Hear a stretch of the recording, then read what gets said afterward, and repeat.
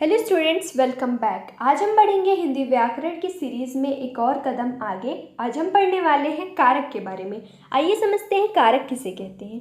संज्ञा या सर्वनाम के जिस रूप से उसका संबंध वाक्य की क्रिया से जाना जाए उसे कारक कहते हैं।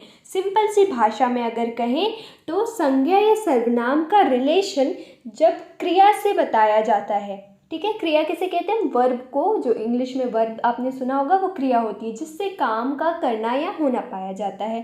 तो ये जो कारक है ये क्या करते हैं? संज्ञा सर्वनाम का रिलेशन क्रिया से बताते हैं, वर्ब से बताते हैं, ठीक है।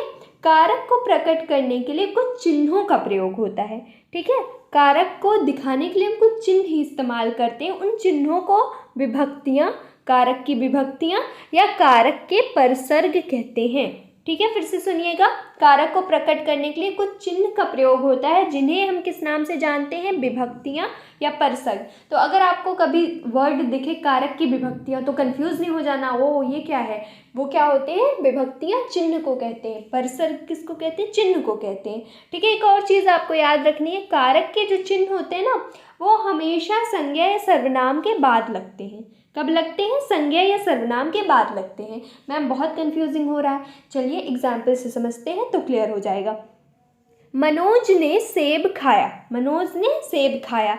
यहाँ पे ये जो ने है, ने क्या है? कारक चिन्ह है।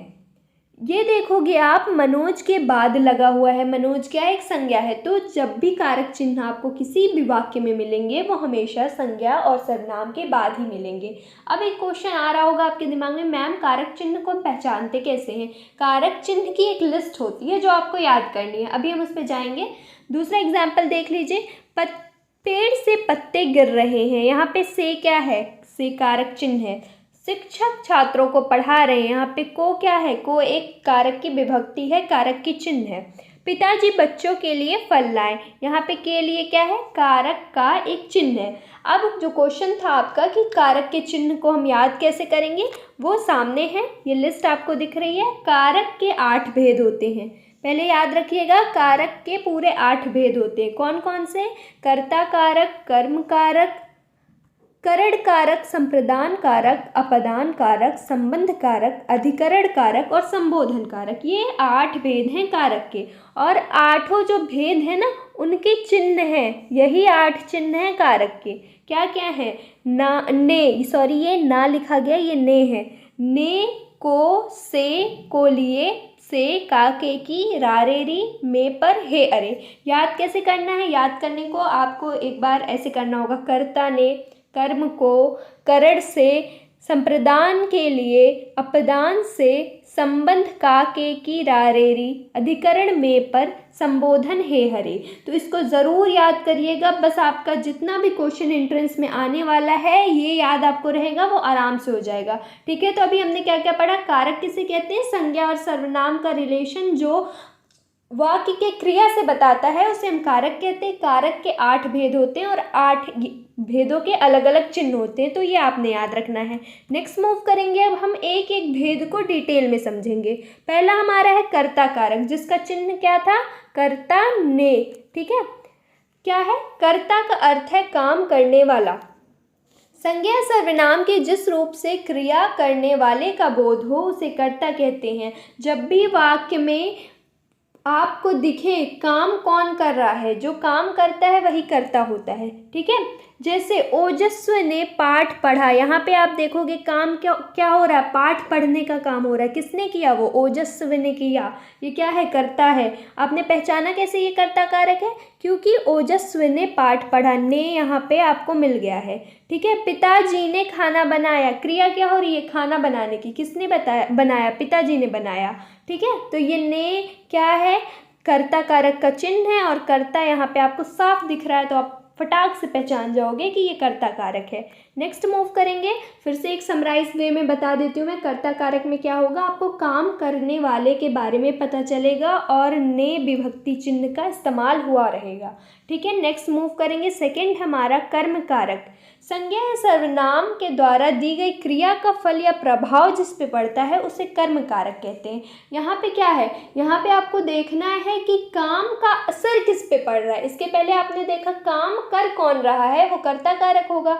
यहाँ पे आपको देखना है काम का असर किस पे पड़ रहा है। जैसे माँ ने बालक को सुलाया, यहाँ पे आपको क्या दिख रहा है, क्रिया कौन सी हो रही है, सुलाने की हो रही है। काम कर कौन रहा है, माँ कर रही है, माँ यहाँ पे करता है।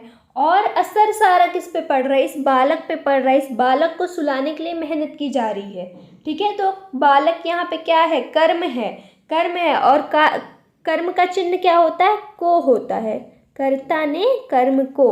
ठीक है, तो आप यहाँ पे समझ जाओगे कि काम का असर जिस पे पड़ रहा है और ये जो विभक्ति चिन्ह है को का प्रयोग हुआ है, तो यहाँ पे कर्म कारक होगा।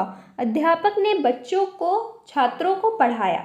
यहाँ पे आप देखोगे काम कौन कर रहा है, अध्यापक कर रहा है। कौन सा काम कर रहा है, पढ़ाने का कर रहा है। किसको पढ़ाने का कर रहा है, कौन है मेन यहाँ पे, असर किस पे पड़ रहा है, असर पड़ रहा है छात्रों पे, क्योंकि इनको पढ़ाया जा रहा है। तो यहाँ पे क्या होगा, कर्म कारक होगा। आई होप आपको समझ में आ रहा हो। और इसकी विभक्ति चिन्ह होती है को। ठीक है, नेक्स्ट मूव करेंगे हम। कोई भी कंफ्यूजन या डाउट होगा to ask in comment section. Third है हमारा करण कारक। करण कारक की डिफिनेशन क्या है, जिसकी सहायता से कोई कार्य हो वह संज्ञा या सर्वनाम शब्द करण कारक कहलाता है। ठीक है, जिससे भी काम हो, कोई भी काम हो, जैसे कंस कृष्ण के द्वारा मारा गया। यहाँ पे कौन मारा गया, कंस कृष्ण के द्वारा मारा गया। तो काम किसके थ्रू हुआ, कृष्ण के थ्रू हुआ, के द्वारा लगा हुआ है। तो आप समझ जाओगे करण कारक है। करण कारक का चिन्ह क्या होता है, के द्वारा या से, के द्वारा या फिर से। ठीक है, चिन्ह याद हो जाएंगे तो आप तुरंत सेंटेंस देके पहचान जाओगे। बढ़ई ने आरी से लकड़ी काटी। यहाँ पे किससे लकड़ी काटी गई, आरी से काटी गई, आरी के द्वारा काम किया गया। तो वो क्या होगा, करण कारक होगा। विभक्ति चिन्ह याद रखना है, से और के द्वारा। आगे बढ़ेंगे, नेक्स्ट है हमारा संप्रदान कारक। संप्रदान कारक क्या होता है, जिसके लिए कोई कार्य किया जाए या जिसे कुछ दिया जाए वह संज्ञा या सर्वनाम पद संप्रदान कारक होता है। फिर से देखिए, जिसके लिए कोई कार्य किया जाता है। ठीक है, यहाँ पे क्या हो रहा है, आप किसी के लिए काम करते हो, वो संप्रदान कारक होता है। और इसकी विभक्ति चिन्ह क्या होती है, को। ठीक है, आयुष ने रोहन को पुस्तक दी। यहाँ पे किसको पुस्तक दी गई, किसके लिए कार्य किया गया, रोहन को।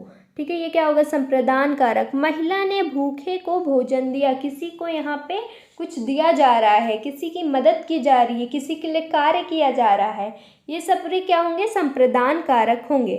ठीक है, नेक्स्ट मूव करेंगे अपदान कारक। संज्ञा या सर्वनाम के जिस रूप से अलग होने का भाव प्रकट हो। यहाँ पे क्या होता है, यहाँ पे दो लोगों का अलग होने की बात की जाती है। दो चीज़ें, दो लोगों के बीच में क्या कहते हैं उसको, डिस्टेंस मेंटेन हो जाता है। दो लोग एक दूसरे से जुदा हो जाते हैं जिसे आप कहते हो, तो वो कौन सा होता है, अपदान कारक होता है। इसका परिसर्ग क्या है, इसका परिसर्ग होता है से। ठीक है, से, लेकिन से क्या है, यहाँ पे अलग होने की भावना को प्रकट करता है। जैसे चिड़िया पेड़ से उड़ गई। यहाँ पे क्या हो रहा है, चिड़िया पेड़ से उड़ गई, चिड़िया और पेड़ एक दूसरे से अलग हो गए। ये क्या है, अपदान कारक है। पेड़ से पत्ते गिरे, आप देखोगे से का इस्तेमाल हुआ। पेड़ से पत्ते गिरे, पेड़ और पत्ते अलग हो गए। अब उन दोनों के बीच में जुदाई आ गई, वो क्या होगा, अपदान कारक होगा। बहुत सिंपल है अपदान कारक। यहाँ पे दो लोगों के बीच में डिस्टेंस आ जाता है, जुदाई हो जाती है। पहाड़ों से झरना बहा, यहाँ पे पे लिखा गया, ये से है, पहाड़ों से झरना बहा, झरने बहे। जो भी तो देखोगे, पहाड़ और झरने के बीच में डिस्टेंस मेंटेन हो गया है, और ये क्या होगा, अपदान कारक होगा। आई होप आपको समझ में आ रहा हो। नेक्स्ट मूव करेंगे, अब हम पढ़ेंगे संबंध कारक के बारे में। संबंध कारक का विभक्ति चिन्ह हमने क्या पढ़ा, का, के, की, रा, रे, री। तीन, इसके कई सारे होते, का, के, की और रा, रे, री। Ignore my dirty writing. ठीक है, यहाँ पे देखेंगे आप, संज्ञा के जिस रूप से किसी वस्तु का दूसरी वस्तु से संबंध प्रकट हो। यहाँ पे ना संबंध दिखाया जाता है दो चीज़ों के बीच में। जैसे यह मेरा कंप्यूटर है, किसका कंप्यूटर? भाई मेरा कंप्यूटर, मेरा उसके साथ रिश्ता है, ये मेरा कंप्यूटर है, संबंध दिखा रहा है। ये क्या होगा? संबंध कारक होगा। ठीक, उसके बाद है वह नेहा का घर है। किसका घर है? नेहा का घर है। भाई संबंध दिखा रहा है नेहा और उसके घर के बीच में, ये संबंध कारक होगा। ठीक है, आगे बढ़ेंगे, नेक्स्ट मूव करेंगे। अब हमारे पास है अधिकरण कारक। अधिकरण कारक क्या होता है? संज्ञा या सर्वनाम के जिस रूप से क्रिया के आधार या उसके होने के स्थान का या समय का बोध होता है उसे अधिकरण कारक कहते हैं। यहाँ पे स्थान या समय का बोध होता है। इसका विभक्ति चिन्ह हमने क्या पढ़ा? में, पर। फिर एग्जाम्पल से समझोगे आप। डाल पर तोता बैठा है। यहाँ पे स्थान का पता चल रहा है, कहाँ पे तोता बैठा है? डाल पर बैठा है। पर से आप पहचान जाओगे अधिकरण कारक है। बच्चे कक्षा में बैठे हैं, कक्षा में बैठे हैं। यहाँ पे में से आप पहचान जाओगे ये अधिकरण कारक है। यहाँ पे स्थान की बात की जा रही है, तोता कहाँ बैठा है, बच्चा कहाँ बैठा है, स्थान और समय की बात होती है, वो अधिकरण कारक होता है। यहाँ पे विभक्ति चिन्ह में और पर का इस्तेमाल किया जाता है। इसके बाद आप देखोगे लास्ट कारक होता है हमारा संबोधन कारक। इसमें क्या है? शब्द के जिस रूप से किसी को बुलाने या पुकारने का भाव प्रकट हो उसे संबोधन कारक कहते हैं। ठीक है, किसी को जब आप बुलाते हो या पुकारते हो, इसका हमने सिंबल क्या देखा? विभक्ति देखी, हे अरे। अरे बबीता इधर आओ। हम क्या कर रहे हैं? बबीता को इधर बुला रहे हैं, इधर आओ भाई। ये क्या होगा? संबोधन कारक होगा। हे ईश्वर सबकी रक्षा करो। हे ईश्वर सबकी रक्षा करो। यहाँ पे हम क्या कर रहे हैं? ईश्वर को पुकार रहे हैं। तो आप हे और अरे सिंबल दे के फटाक से पहचान जाना कि ये संबोधन कारक है। यहाँ पे हम किसी को बुलाने का काम करते हैं। ठीक है, 8 कारक के भेद समझ में आ गए? होप समझ में आ गए होंगे। बहुत आसान है, बस यहाँ पे आपको विभक्ति चिन्ह याद रखनी है और एक बार देखना है कि सारे कारकों के फंक्शंस क्या हैं अलग अलग। किसी में काम के करने वाले की बात हो रही है, किसी में किसी को बुलाया जा रहा है, किसी में अलग होने की बात हो रही है, किसी में स्थान की बात हो रही है। तो ये सारी चीज़ें माइंड में रखनी है। अब हम थोड़ा प्रीवियस ईयर क्वेश्चंस देखेंगे जो अलीगढ़ में पूछे जा चुके हैं फ्रॉम कारक। ज़्यादा नहीं है, 2 ही क्वेश्चन आए हैं। लेकिन हम बच्चों एक चीज़ आपको माइंड में रखनी है, अलीगढ़ का जो पेपर पैटर्न होता है ना, वहाँ पे ऑलमोस्ट हर जगह से क्वेश्चन आ सकते हैं।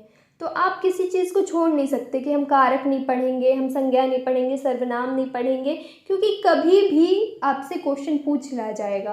किसी साल कारक से आ जाता है तो किसी साल संधि से नहीं आता। तो हर चीज़ आपको पढ़नी पड़ेगी फॉर एएमयू एंट्रेंस। अगर आपको गारंटीड सिलेक्शन चाहिए तो किसी भी चीज़ को छोड़ के मत चलना कि ये इंपॉर्टेंट नहीं है, ये नहीं पढ़ेंगे, क्योंकि कभी भी पलटा जा सकता है। ठीक है, कुछ भी हो सकता है पेपर में। अभी आ जाते हैं PYQs में। पहला है हमारा क्वेश्चन, क्या है? को से किस कारक चिन्ह का बोध होता है? आंसर लग चुका है यहाँ पे सामने, लेकिन आप समझ सकते हैं कि देखिए कैसे चिन्ह से डायरेक्ट क्वेश्चन पूछा गया। तो को से किस कारक चिन्ह का बोध होता है? हमने देखा कर्ता ने कर्म को, कर्म का चिन्ह क्या है? को है। तो सारे चिन्हों को याद रख लीजिएगा, डायरेक्ट क्वेश्चन भी आ सकते हैं। फिर हमारे नेक्स्ट क्वेश्चन है, पिता ने पुत्र को पुकारा। बहुत लोग इसे बिना पढ़े क्वेश्चन को क्या कर देंगे? करता। क्यों कर देंगे? क्योंकि उनको ने दिख रहा है, लेकिन आप गलत हो।